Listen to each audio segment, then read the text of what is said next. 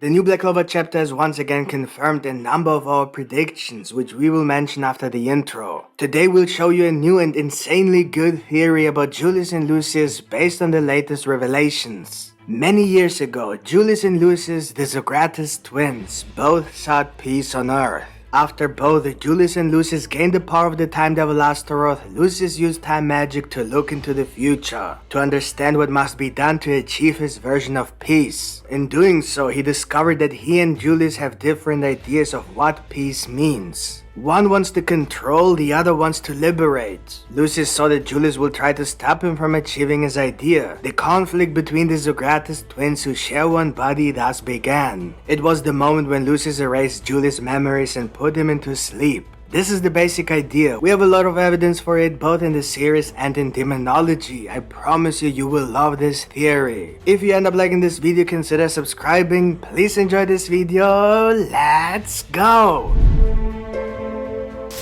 Let's start as always by now traditional in almost every video, listing our predictions that have come true. It was revealed that the Zogratis family has been dedicated to demonology for generations, and Lucius thus received his knowledge from his ancestors. Not directly from his parents as we suspected, but from a stone tablet. Another one. It turns out that Lucius and Julius are two different people, two souls in one body. Another one. However, it seems to be confirmed that Julius is not Astaroth, the time devil manipulated by Lucius, which was one of the possibilities we mentioned, but is something like Lucius' twin brother, born together with Lucius in one body. So Julius' real name is Julius Zogratis, not Julius Novachrono. I have said that it looks like it's confirmed that Julius is not Astaroth, because there might be an explanation as to how this could still be the case, at least more or less. But for that you will have to wait for the next video, which is coming out next week. It will be an amazing theory. Also, it has been confirmed that Lucius has always controlled Julius, so he didn't pretend to be Julius himself by, for example, altering his own memories. Another one.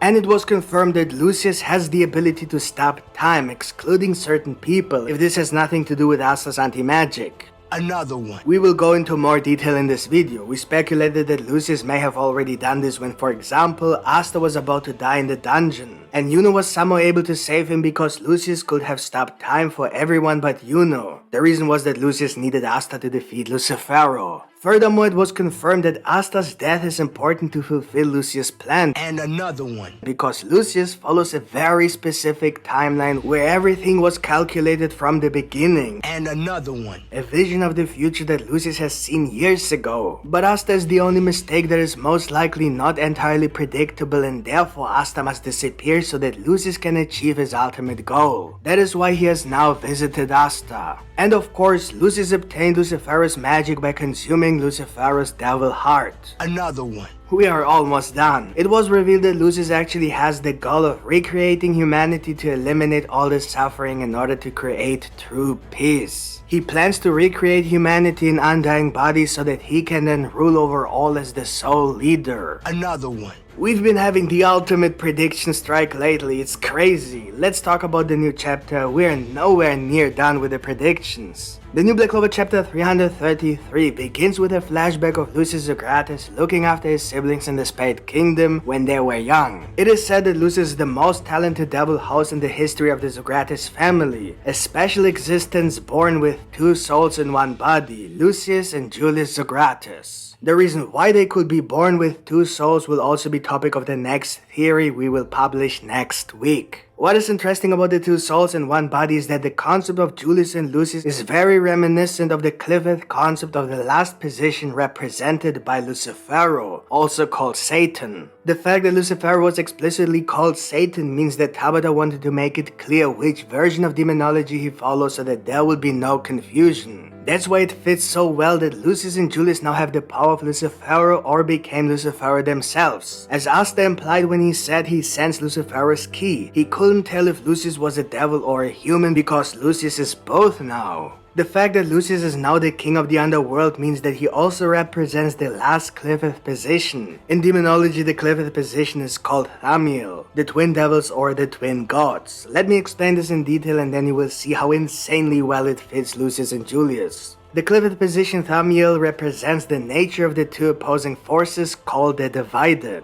Just as Julius and Lucius are divided not only by their souls but also by their ideologies. It is described as a duality between two opposite polarities. The two poles are the ideologies of Julius and Lucius. It is believed that the twin aspect comes from the concept of two opposing forces in relation to the struggle between Satan, who is Lucifero, and God. That is, it is about good and evil. Therefore, thumbnail is described as two forces fighting with each other over what is right and wrong. Just as Julius tried to tell Lucius that he was on the wrong path, but Lucius would not listen. Also, thumbnail is often represented by twin devils, Satan and Moloch, who follow a single principle but argue about their ideas. Ignoring the fact that a devil like Moloch doesn't exist in Black Clover, at least not so far, we can assume that Tabata simply didn't include this aspect. But if Lucius and Julius are symbolic of the conflict between Satan and Moloch, then their relationship can be described as a conflict between two different ideologies, but with the same goal, peace on earth.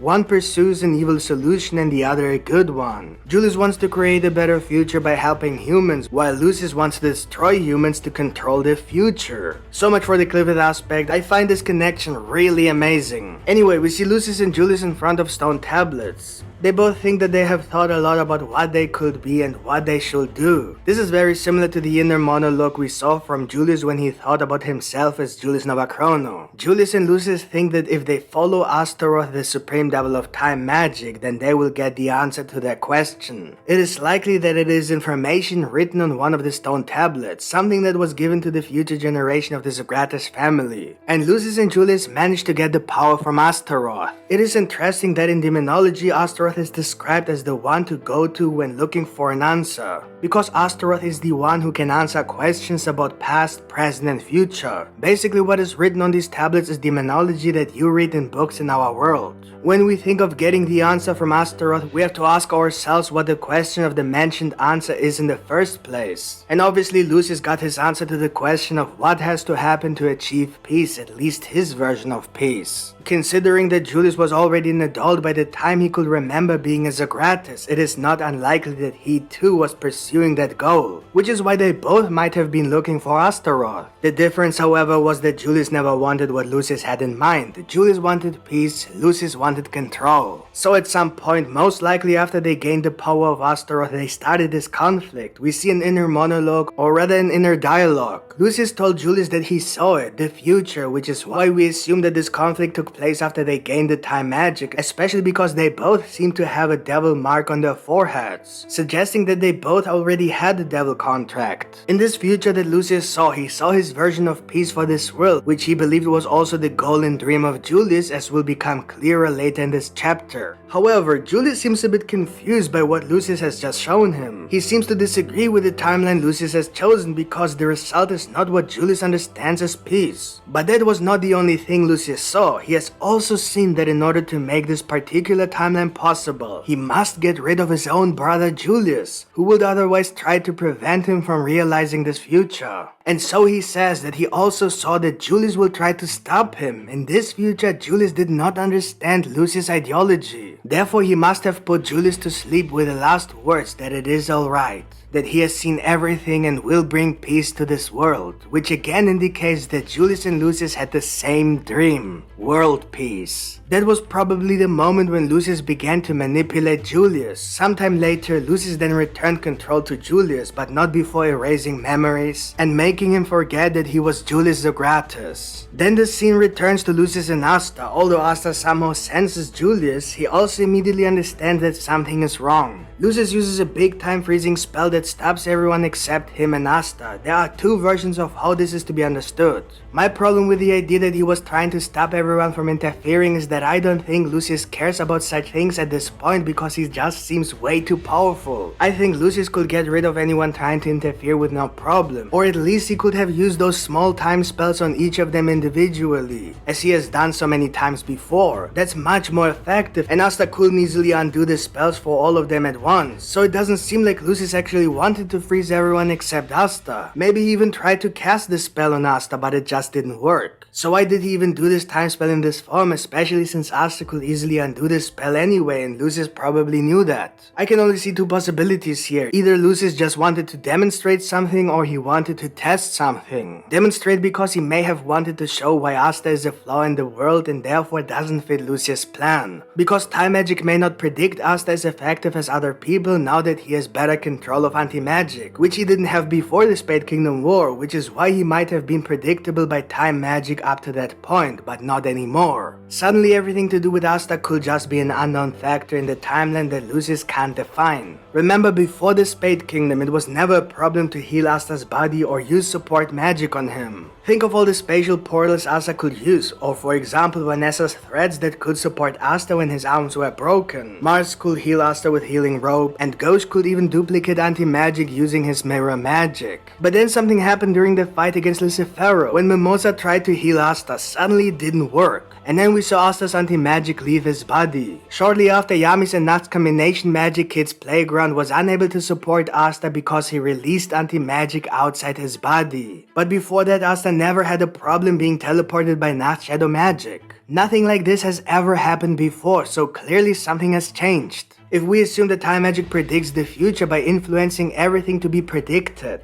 then it makes sense that Lucius might have trouble predicting Asta's future now because of Asta's new development of anti-magic after the fight against Lucifero. It could be that Asta became an unknown factor in the timeline, making Lucius unable to clearly determine the future. This could explain why he might have called Asta a flaw. In this new chapter, he even directly mentions that anti-magic is the power that defies reason. The idea that Asta is the one thing Lucius cannot predict in his vision of the future becomes even clearer when you consider that he says everything goes according to his vision, except for one thing: Asta. So in order for Lucius to have a clear idea of the future, he must eliminate the only unknown factor so that the timeline becomes definite and not a mere probability. My partner will now continue this review. Enjoy. Another possibility is that Lucius wanted to test Asta, or perhaps see how his own magic would work against Asta's anti-magic. So, it could have been a kind of warm-up to learn about Asta's anti-magic before getting serious. Lucius might even be interested in anti-magic himself if he knows a way to control it without affecting his other magic abilities. Then Lucius says that Julius is no longer alive. Obviously, Julius is not dead. A soul can't just die. Unless Lucius has some kind of soul magic that can literally make it happen. Otherwise, the soul is bound to the body and its life force. So, Julius can only die when Lucius dies, due to the body's life force running out, either due to age or injury. What Lucius probably meant was a metaphorical death, in the sense that Julius will never be able to take control again, similar to how the elves put human souls to sleep. If the reincarnation had been completed, the human souls would have been lost forever, which is thus close to death. I think something similar is the case now with Julius, with the difference that Lucius could be the one controlling Julius' soul. This is very interesting. Why is this the case? Why is Lucius the one in control? Julius and Lucius must have grown up together. It was only when they both grew up that this conflict occurred, which is why Lucius started manipulating Julius. Before that, somehow they must have both been in control at the same time. But maybe, for some reason, Lucius always had the upper hand and allowed Julius to share control with him, until he realized that Julius didn't fit with his ideology, and even tried to stop him. There are many possibilities, but the only thing that makes sense is that Lucius is the only one who has this ability, because otherwise Julius should have been able to protect himself, considering that he could have the same ability. Also, it is likely that he would notice Lucius' soul if he had the same magic that put him to sleep. Of course, if Julius had such magic, he would have used it, but Julius has only ever used time magic, and that's very strange. This speaks to the fact that both Julius and Lucius could have two different magic abilities, which supports the idea of two souls, each soul having its own magic. This would also explain why their grimoire shows two different versions, one with and one without a cover. This opens the question of what the second magic ability could be, if we assume that time magic comes from Astaroth and not from Julius. However, this is also a topic for the next theory, and trust me when I say that it will be huge. At the end of the chapter, Lucius mentions that Julius was on a mission that served their ideals, which again is an indication that both Julius and Lucius had the same goal, which was to eliminate suffering, hatred, and discrimination in order to create true peace. To achieve this, Lucius seeks to recreate humanity by eliminating the weak and then recreating them through the magic of his siblings. And that's the whole Undying Bodies plot. We know that the Dark Triad have blood, bone, and body magic. Basically, everything a living organism needs. Of course, this also points to the return of the Dark Triad, as we have often predicted. And of course, to the possible return of many dead characters, like Alan, Morgan, Lysita, Yuno's father, Noel's mother, the members of the Golden Dawn who died against Zenon, the two Spade Royals who turned into demon gods, maybe even the elves. I think you get the idea. But that's it for today. Everything else will be in our mega theory next week. So, subscribe to our channel with the notification bell turned on. That's it for today, folks. Hope you guys enjoyed this video. And if you did, don't forget to smash the like button. And if you're new to our channel, make sure you subscribe with the notification bell turned on. See you guys in the next video. Yami out.